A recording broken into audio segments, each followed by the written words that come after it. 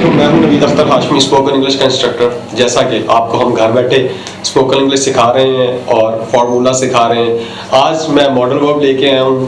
इससे पहले मैंने आपको कैन टीच किया था। अब कैन के बाद कैन की सेकंड फॉर्म है कुड। कुड जो सा है ये माजी के लिए भी यूज होता है और प्रेजेंट के लिए भी यूज होता है। आइए देखते हैं कि कुड का इस्तेमाल इंग्लिश में किस तरह से है।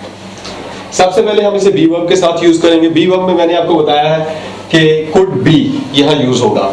और सबसे पहले नाउन के साथ जैसे ही कुड बी तौकीर, वो तौकीर हो सकता है। ही कुड बी मैनेजर, वो मैनेजर हो सकता है। ये तो प्रेजेंट में यूज हो गया। अब इसको पास्ट में भी इसी तरह यूज करना है। जैसे ही कुड बी तौकीर, वो तौकीर हो सकता था। He could be a manager, वो मैनेजर हो सकता था। He could be a doctor, वो डॉक्टर हो सकता था। इसके अलावा जब नाउन नाम के साथ यूज हो गया, इसके बाद एडजेक्टिव। एडजेक्टिव किसी चीज की खूबी या खामी को कहते हैं। ये मैंने हर लेक्चर में जिक्र किया है। जैसे मैं कहता हूँ he could be a nice man, वो एक अच्छा इंसान हो सकता था। और he could be a nice man, इसको हम प्रेजेंट में भी बोल सकते हैं, खास तौर पे स्पोकन इंग्लिश में। he could be an intelligent person, वो एक इंटेलिजेंट पर्सन हो सकता था। he could be a bad boy, वो एक बुरा लड़का हो सकता था।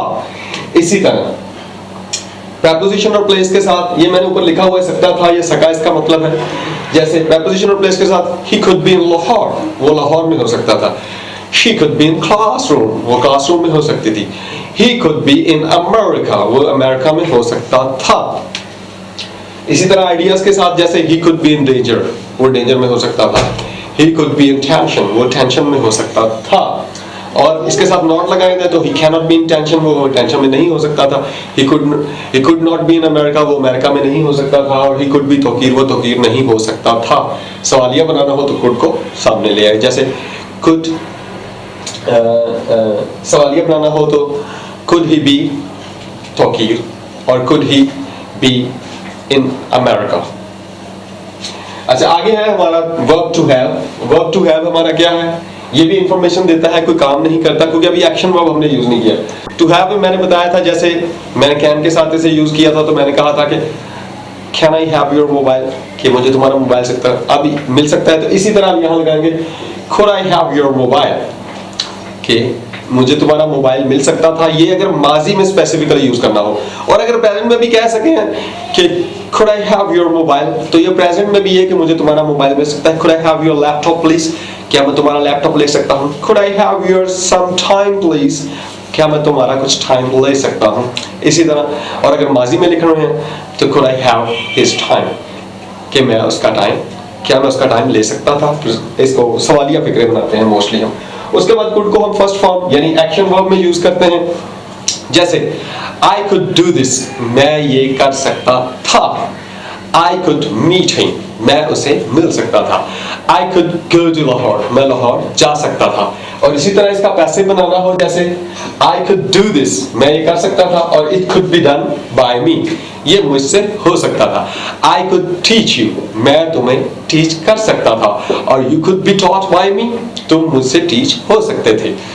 I could do this task, मैं ये टास्क कर सकता था। और this task could be done by me, ये टास्क मुझसे हो सकता था। अच्छा, इसके बाद है हमारा could को हम have के साथ भी यूज कर सकते हैं। ये जो सा है ये माजी के फिक्रे होंगे। जैसे you could have taught me, तुम मुझे पढ़ा सकते थे। You could taught me, तुम मुझे पढ़ा सकते थे। और you could have taught me, तुम मुझे पढ़ा सकते थे। इस तरह की इसकी भी सेंस है, मगर इसका पैसिव वॉइस बनाया जाएगा आगे। जैसे मैं कहता हूँ you could have taught me, तुम मुझे पढ़ा सकते थे। और I could have been taught by you, मैं तुमसे पढ़ाया जा सकता था। इसी तरह you could have played cricket, तुम क्रिकेट खेल सकते थे। और cricket could have been played by you, तो यहाँ हम played by you कर देंगे।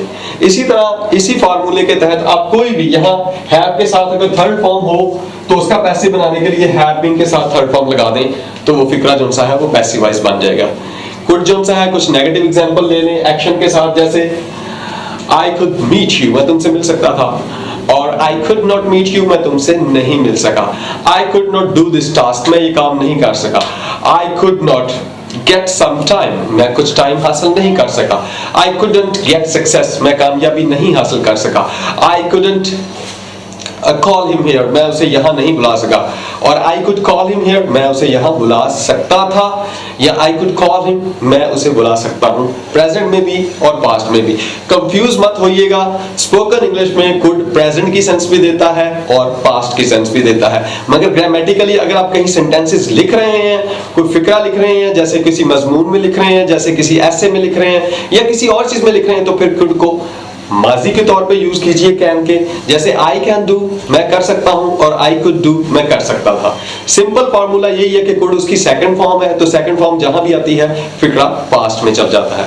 और ये फार्मूले अगर आप याद रखेंगे, पहला बी वर्ब के साथ, he could be Ali, he could be nice, he could be in Lahore, he could be in danger, और इसी तरह could I have your time, इसी तरह I could do this, I could meet you, I could go to Lahore, इसी तरह it could be done by me, English can be taught by me, इसी तरह you could have taught me, तुम मुझे पढ़ा सकते थे, और you could have informed me, तुम मुझे inform कर सकते थे, और I could have been informed by you, मैं तुम्हारे जरिए inform किया जा सकता है था।